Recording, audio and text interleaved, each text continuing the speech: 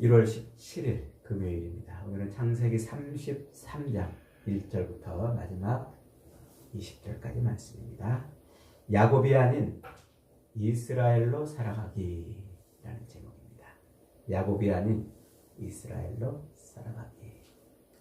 외삼촌 집에서 떠나와서 이제 하나님이 가라고 하신 베델로 가기 위해서 가족들과 가축대를 몰고 이렇게 오다가 형 에서가 400명의 장정을 거느리고 자기를 죽이러 온다는 이런 소식을 듣고는 야곱이 기겁을 했어요.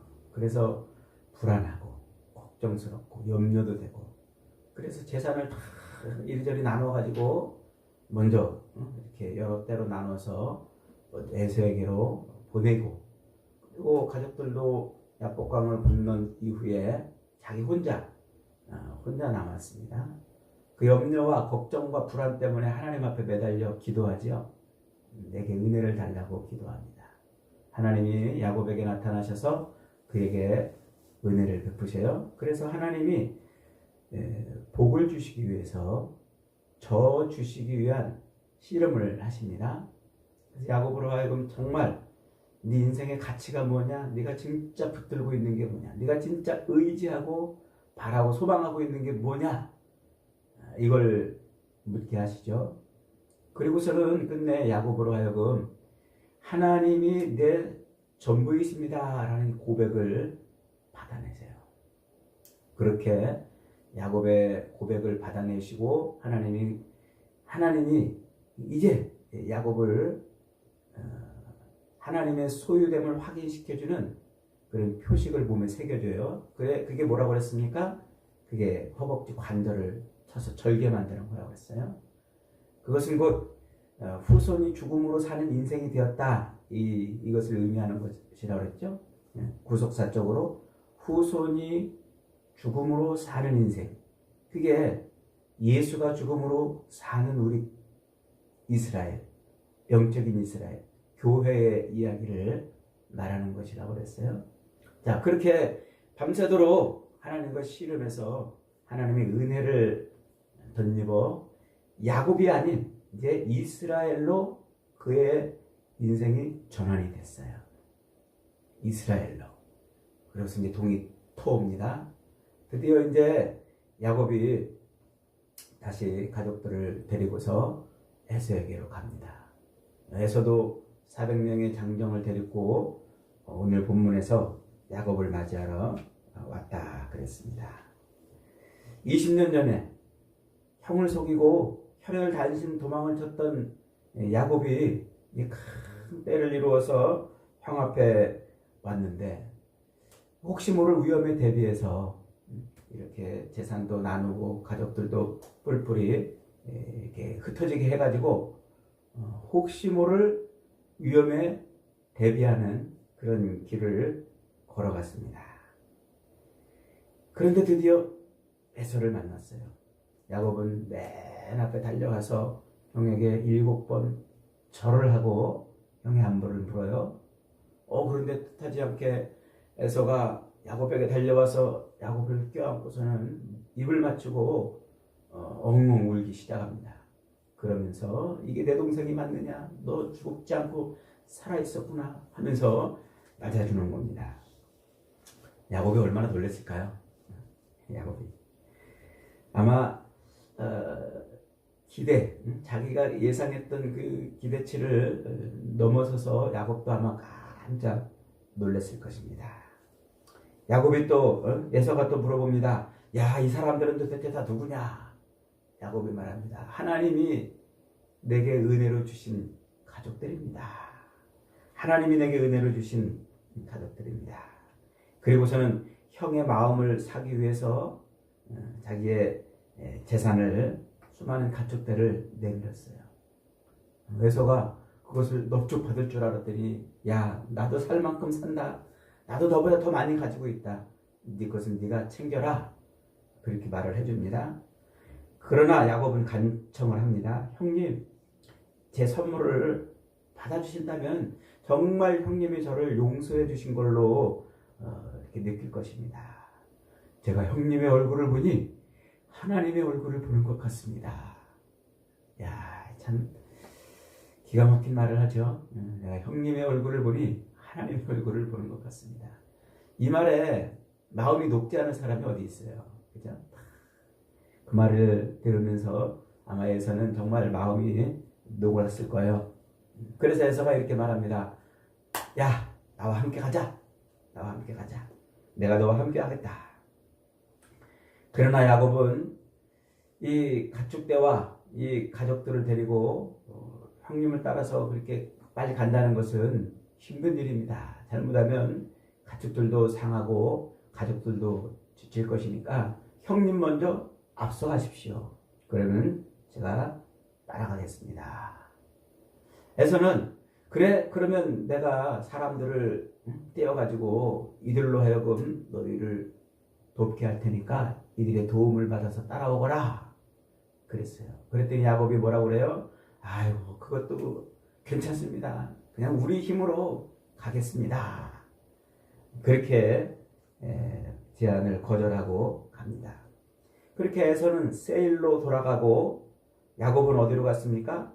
야곱은 저 숫곳이라는 곳으로 가서 거기서 장막을 치고 그리고 며칠 있다가 세겜성에 도착합니다. 세겜성에 도착해서 은 110그타를 주고서 땅을 사가지고 거기다가 제단을 쌓고 거기서 제사를 드려요. 그리고 거기를 뭐라고 말합니까? 엘로헤 이스라엘. 엘은 하나님이란 말이죠. 엘로헤 역시 하나님입니다. 이스라엘은 이제 자기 이름이 됐잖아요. 하나님은 정말로 하나님이다 이런 뜻이에요. 하나님은 정말로 이스라엘을 위한 하나님이다. 그러니까 형 에서를 만나서 혹시 죽을까 혹시 상할까 큰 불안과 염려를 가지고 있었는데 이게 웬일입니까? 뜻하지 않게 형이 자기를 너무 따뜻하게 맞아주는 거예요. 그리고 자기가 하고 싶은 대로 다 하게 해주고 어서 따라오거라 그리고 앞장서서 갔어요. 자기는 형을 따라가지 않고 자기 길대로 왔어요. 그래서 야 하나님은 정말 나를 도우시는 하나님이구나. 엘로헤 이스라엘 이라고 지금 찬송하고 거기다가 제단을 쌓고 예배를 드리는 겁니다.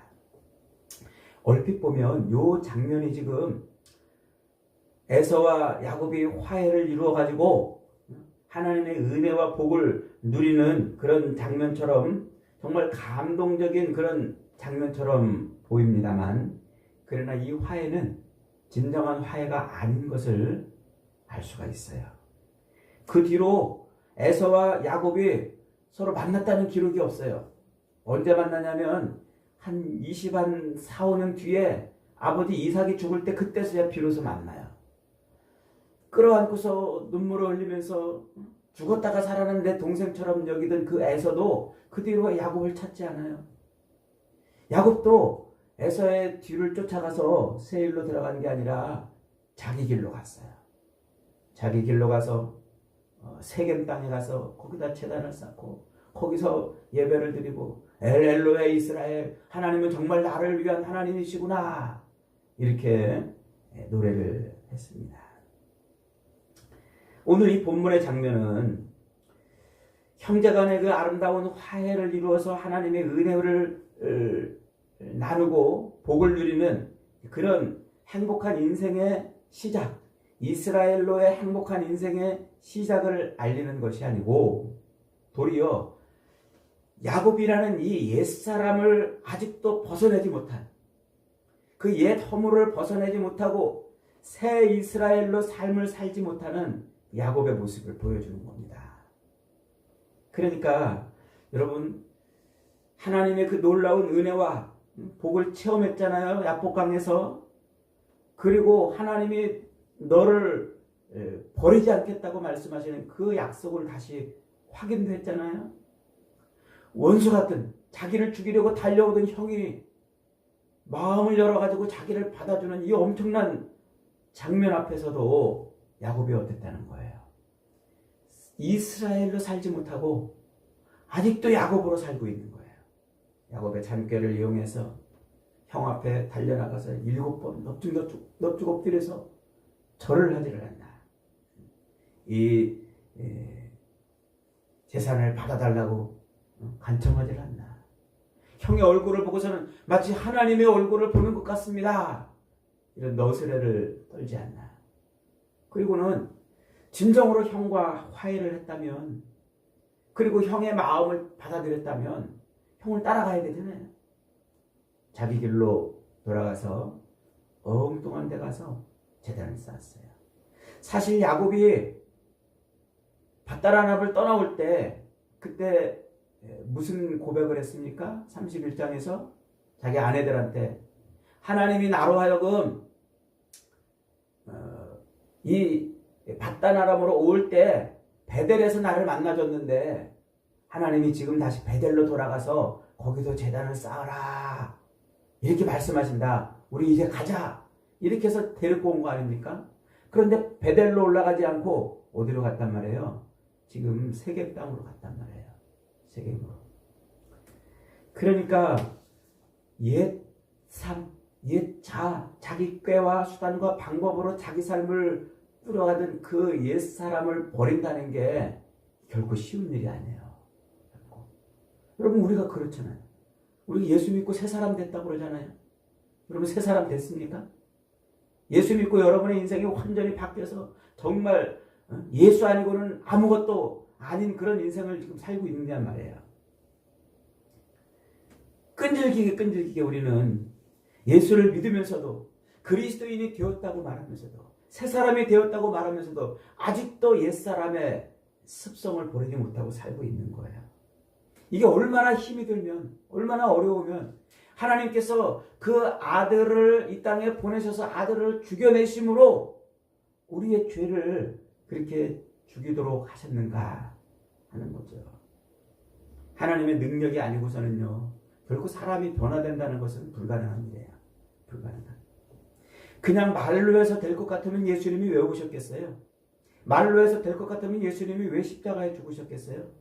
말로 해서 우리의 죄가 벗어지고 말로 해서 우리의 죄가 끊어지고 말로 해서 우리가 죄의 권능에서 벗어날 수 있다면 왜 예수님께서 오셔서 십자가에서 죽음을 당하셔야 했냔 말이죠.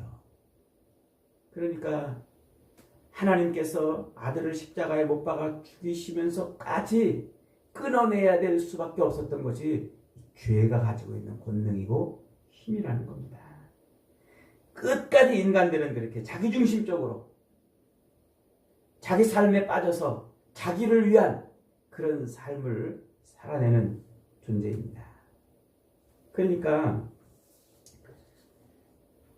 하나님으로부터 이스라엘이라는 이름을 받았지만 여전히 변화되지 못하는 삶을 살고 있는 야곱을 지금 그려주고 있는 겁니다. 야복강 나루터에서 허벅지 관절이 깨어져 자기 힘으로는 제대로 걸을 수도 없는 지경이 되고 하나님 앞에 그렇게 엎드렸잖아요. 그때 야곱이 뭐라고 말합니까? 야곱이 그곳에서 하나님의 얼굴을 봤다. 내가 하나님의 얼굴을 봤다 라고 이렇게 고백하잖아요. 32장 30절에 그러므로 야곱이 그곳 이름을 브니엘이라 하였으니 그가 이르되 내가 하나님과 대면하여 보았으나 내 생명이 보존되었다 하니라.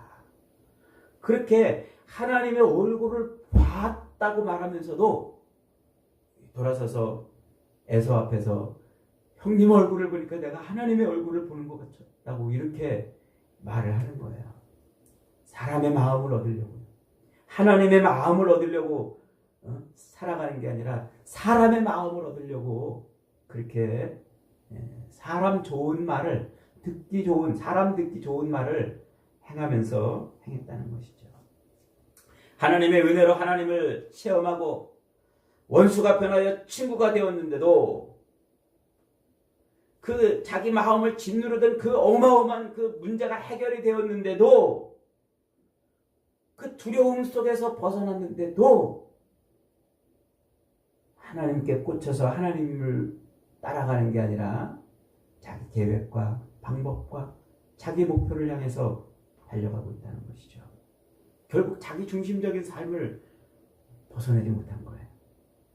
이런 야곱의 삶이 우리의 삶을 말해주는 것 같지 않습니까? 여러분은 어떻습니까? 어떤 문제가 닥치면 하나님 이거 좀 해결해 주세요. 하나님 제가 이것만 해결되면 뭐든지 다 할 테니까 해결해 주세요. 그걸 막 기도하잖아요. 저도 예전에 막 그런 적이 있어요. 어려운 문제가 다 하나님 이것만 해결해 주시면 이것만 해결해 주시면 그러고서는 해결이 됐어요. 그러고서 끝이야. 변화가 없어요. 오늘 본문을 보면 오히려 에서가 더 마음이 넓은 것 같지 않습니까? 착하고 의리도 있고 사나이답습니다. 에서가 이르되 우리가 떠나가자 내가 너와 함께하리라. 야곱이 이르되 내 주도 아시거니와 자식들은 연약하고 내게 있는 양떼와 소떼가 새끼를 데리고 있으니 하루만 지나치게 불면 모든 떼가 죽으리이다. 자기 재산 걱정하는 거예요. 자기가 지금까지 모아놓은 재산, 이제 재산 걱정하는 거예요. 자기 살기 위해서는 이 재산도 형한테 막 내주더니 형의 마음이 풀어지니까 이제 자기 재산 걱정하고 있는 거예요. 청하건대 내주는 종보다 앞서가서서 나는 앞에 가는 가축과 자식들의 걸음대로 천천히 인도하여 세일로 가서 주 앞에 서리이다. 응? 내 주께 나아가리다.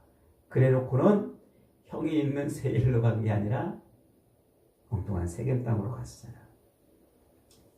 불안과 염려와 근심의 근원이었던 문제가 해결이 되자 금방 그는 다시 자기중심적인 삶으로 돌아갔다는 거예요. 그리고 베델로 올라가라는 하나님의 말씀 까맣게 잊어버리고 세겜으로 가서 거기서 제단을 쌓고 거기서 예배드리면서 엘로헤 이스라엘, 하나님은 정말 이스라엘의 하나님이구나. 하나님은 정말 나를 도우시는 하나님이구나. 그런 고백을 하고 있다는 거예요. 야곱이 지금 성경이 야곱의 모습에 대해서 굳이 이렇게 토를 달아놓은 이유가 뭡니까? 자기를 위하여 집을 짓고 라고 이렇게 토를 달아놓은 이유가 뭡니까? 아직도 자기중심적인 신앙생활에서 못 벗어났다는 거예요. 바단 아람을 떠날 때 하나님은 분명히 베델에다가 단을 쌓으라고 하셨지만 그러나 야곱은 자기 마음을 짓누르고 불안과 염려와 근심을 가져다 두는 그 문제가 해결이 되니까 이제 금방 마음이 또 헬렐레 해가지고 엘로의 하나님, 하나님은 나를 도우시는 하나님이다. 이렇게 자기중심적인 그런 신앙으로 돌아갔다는 것이죠. 여전히 야곱은 하나님의 뜻을 좇아 자기를 부인하며 산 것이 아니라 자기를 버리고 옛삶을 끊어낸 삶이 아니라 자기의 뜻을 세우고 하나님을 자기 삶을 도우시는 조력자로 여전히 그렇게 생각하고 있어요. 그래서 하나님이 보다 못해가지고 야곱을 끝내 어디로 보내십니까? 베델로 올라가게 하세요.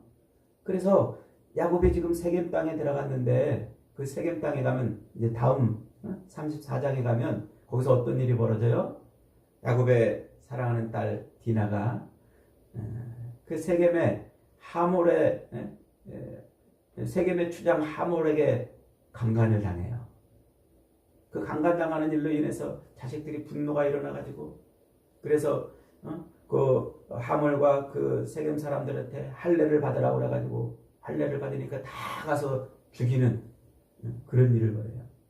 할 수 없이 야곱이 복수가 두려워서 할 수 없이 세겜을 떠날 수밖에 없어요. 하나님은 그렇게 만드시는 거예요. 하나님. 여러분, 행함이 없는 믿음은 불신앙입니다. 회개는 있으되 행동하지 않는 결단이 없으면 아무것도 아니란 말이에요.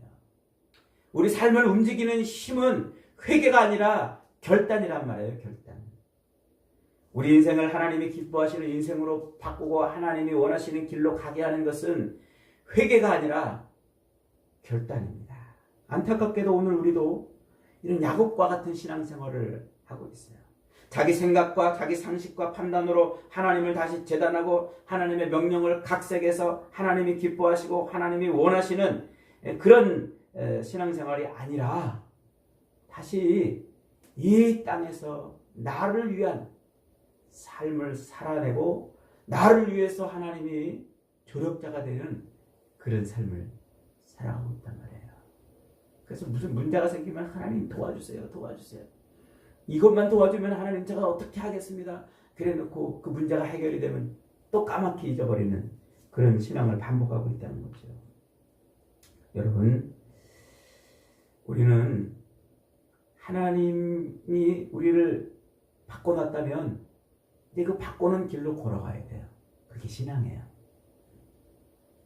하나님 앞에 우리의 그 모습이 들켜서 우리의 모습을 인해서 하나님 앞에 엎드려 눈물을 흘렸다면 그 다음에 이제 바뀐 길을 걸어가야 돼요. 그게 신앙생활이라 하는 겁니다. 머릿속으로만 나도 이제 선하게 살아야지, 착하게 살아야지, 하나님을 위해서 살아야지 머릿속으로만 생각해서는 안 돼요. 발걸음을 떼야 됩니다. 옮겨야 됩니다. 그것을 결단이라고 그러는 겁니다. 행동이 들어간 삶, 그것이 우리에게 필요한 겁니다. 여러분, 예수 그리스도를 믿음으로 말미암아 우리가 구원을 얻었잖아요. 그러면 이제 우리는 예수 그리스도와 더불어 살아야 돼요. 그게 하나님이 우리에게 주신 은혜입니다. 앉아나 서나 예수 생각, 걸어가나 누구나 예수 생각, 죽으나 사나 우리는 예수를 따라가야 되는 거예요. 아무든지 나를 따라오라고 하든 자기를 부인하고 자기 십자가를 지고 따라오라고 말씀하셨잖아요. 그런데 우리는 예수님을 믿어놓고도 예수님을 따라간다고 말하면서도 자기를 부인하지 않아요. 여전히 내가 살아서 내가 주인이 되고, 여전히 내가 대접을 받아야 되고 높임 받아야 되고 내가 바라고 원하는 것이 얻어져야 되고 성취가 되어야 되는 걸로 생각을 한단 말이죠. 우리는 날마다 결단해야 돼요. 예수님을 닮아가든지 예수님을 따라가든지 아니면 내 길을 가든지 하는 것 말이죠. 결단은 근육과 같아요. 자꾸 해봐야 돼요. 그래서 자꾸 운동하면 근육이 생기듯 잘못한 것을 회개하고 또 한 걸음 내딛고, 잘못한 것을 회개하고 또 한 걸음 내딛고, 그래서 대나무의 그 마디처럼 결단을 자꾸 해야, 바꾸는 삶을 자꾸 살아야, 그래야 우리는 야곱이 아닌 이스라엘로 살아가는 줄 믿습니다. 저와 여러분의 삶이 매 순간순간마다 내 뜻대로 사는 것이 아니라 하나님의 뜻대로 살아서 아름다운 하나님의 영광을 보는 복된 인생들이 다 되시기를 주님의 이름으로 축복합니다. 아멘.